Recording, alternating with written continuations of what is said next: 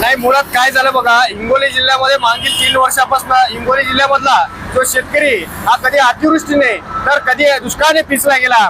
सरकारने खूप मोठ्या घोषणा या ठिकाणी मुंबईतून बसून केल्या, मात्र शेतकऱ्याच्या पत्रामध्ये छदामही पडला नाही. आणि शेतकऱ्यांनी जो पीक कर्ज घेतलं होतं ते पीक कर्ज आवाच्या सव्वा त्या ठिकाणी झालं. आज त्या पीक कर्जाचा बोजा आमच्या सातबाऱ्याला, आमच्या मुळाबाळाला, आमच्या घरादाराला सहन होईनासा झाला. या सरकारने निवडणुकीपूर्वी सन्माननीय देवेंद्र फडणवीसांनी घोषणा केली होती की आम्ही सरसकट शेतकऱ्यांचा सातबारा कोरा करू, पण सरकारने तसं केलं नाही.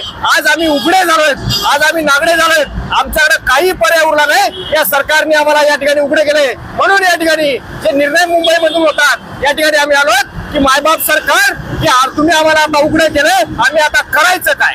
नाही, मुळातच या सरकारनं आमच्या शेतकऱ्यांना नग्न केलेलं आहे. सरकारनं निवडणुकीपूर्वी निवडून यायच्या अगोदर शेतकऱ्यांना मोठ्या मोठ्या घोषणा केल्या की आम्ही शेतकऱ्यांचा सातबारा कोरा करू, शेतकऱ्यांची कर्जमाफी करू, शेतकऱ्यांच्या सोयाबीनला 6,000 रुपये भाव देऊ.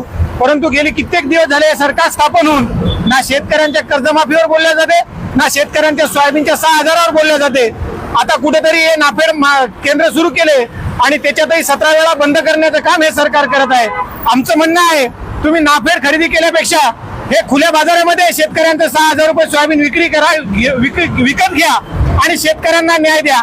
आमच्या बापाच्या घामाच्या दामाचा आम्ही 1 रुपया भरतोय, त्या 1 रुपयाचा परतावा म्हणून आमचा पीक विमा आम्हाला द्या, अतिवृष्टीचं अनुदान द्या.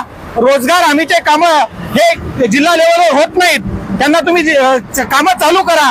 यासह जे काही शेतकऱ्यांच्या शेतामध्ये वन्य प्राणी हैदोस करत आहेत त्याचाही तुम्ही बंदोबस्त करा आणि आमच्या शेतकऱ्यांचं जगणं मान्य करा, आमच्या शेतकऱ्यांचा सातबारा कोरा करा.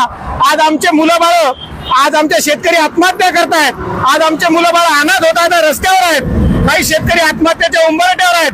जर तुम्ही या शेतकऱ्यांना या प्रकारे जर न्याय दिला नाही तर महाराष्ट्रातले शेतकरी हे किड्यामुंग्यासारखे मरतील. हेच सांगण्यासाठी आम्ही या ठिकाणी मुंबईमध्ये आलेलो आहोत आणि तुम्ही आम्हाला नग्न केलेलं आहे. आणि आमचा प्रश्न आहे, नग्न आम्ही आहोत का नग्न तुम्ही आहात, हे सरकारनं आम्हाला सांगितलं पाहिजे. का तर तुम्ही आम्हाला आश्वासनं दिलेली आहेत. यावरून एक सिद्ध होतं की तुमच्या निवडणुकीपूर्वीच्या ज्या काही गोष्टी आहेत म्हणजेच बड्या बाता आणि शेतकऱ्यांना लाता हे आम्ही सहन करणार नाही. म्हणून न्याय मागण्यासाठी मुंबईच्या दिशेने आलो आणि याच अवस्थेमध्ये मंत्रालयावर जाणार आहोत आणि मुख्यमंत्री महोदयांना प्रश्न विचारणार आहोत, तुम्ही आमचं कर्जमाफी करणार आहात का, शेतकऱ्यांना सोयाबीनला 6,000 रुपये भाव देणार आहात का, आमच्या रोजगार हमीचे कामं तुम्ही सुरळीत करणार आहात का आणि शेतकऱ्यांना न्याय देणार आहात का, या मागण्यासाठी आम्ही मंत्रालयावर आलेलो आहोत. आणि पोलिसांनी जर आमचं आंदोलन दडपण्याचा प्रयत्न केला, आमचं आंदोलन होऊ दिलं नाही तर आमच्या रक्ताचे पाठ जरी वाहिले, आमच्यावर गोळ्या जरी घातल्या तरी आम्ही मागे हटणार नाही. आंदोलन आम्ही करायसाठी आलेलो आहोत. महात्मा गांधीच्या मार्गाने आम्ही आलो आहोत.